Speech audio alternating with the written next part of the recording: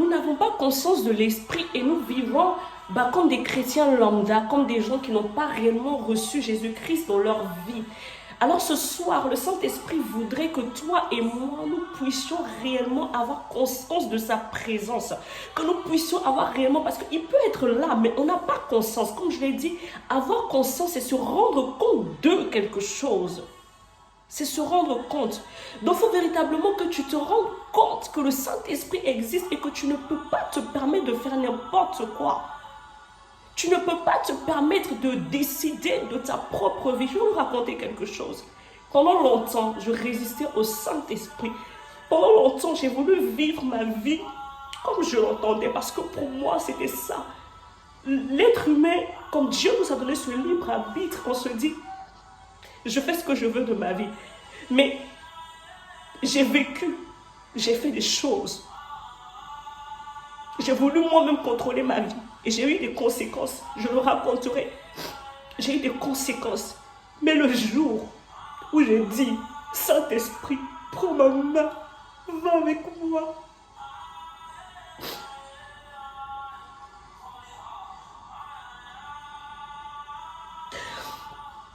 Je peux vous assurer que ce jour-là, ma vie était totalement bouleversée. Je ne vous dis pas que tout est rose. Je ne vous dis pas que tout est parfait. Mais le jour où nous avons conscience de la plénitude de l'esprit, le jour où nous avons conscience de qui il est et de ce qu'il veut faire dans nos vies sont complètement changées, transformées, bouleversées. Et nous allons de gloire en gloire. Et ce soir, pour moi, mon désir ardent, c'est que quelqu'un ait réellement conscience de l'esprit et sache véritablement qui est le Saint-Esprit et ce qu'il est capable de faire dans la vie de quelqu'un.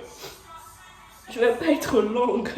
Je ne vais pas me mettre à pleurer toutes les larmes de mon corps, mais je voudrais te dire, aie conscience de l'esprit, parce qu'il est là, il est tout près, et il voudrait conduire ta vie, il voudrait t'utiliser, il voudrait marcher avec toi, il voudrait te révéler les choses à venir.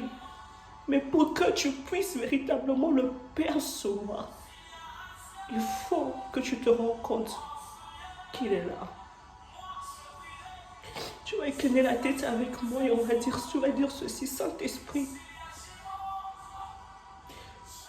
J'aime marcher comme je voulais, sans avoir réellement conscience de qui tu es. Alors là où je me trouve, Saint-Esprit, donne-moi la conscience de ta présence, afin que ma vie puisse être changée. J'ai entendu parler de toi. J'ai entendu des expériences avec toi. Moi aussi, je veux avoir conscience de toi et vivre ces choses avec toi. Saint-Esprit, touche-moi là où je me trouve. Saint-Esprit, aide-moi à te vivre, à t'expérimenter et à voir ma vie être transformée comme cela a été pour les disciples, pour tous ces serviteurs qui ont décidé de marcher avec toi. Saint-Esprit, je veux avoir conscience de ta présence.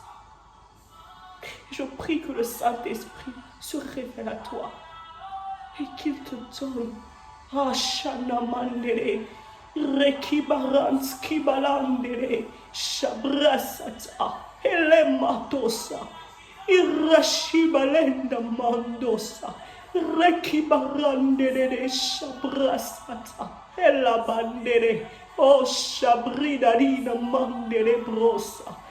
Je prie que tu aies conscience de l'esprit maintenant. Car il n'y a rien de plus beau d'avoir le Saint-Esprit dans sa vie. Merci Seigneur. Amen, amen, amen. Vous m'avez perdu, mais vraiment, c'est cette petite exhortation que je voulais partager avec vous. Que Dieu nous bénisse, que Dieu nous fasse du bien et on se donne rendez-vous pour un autre épisode des exhortations de Rebecca. Que Dieu te bénisse.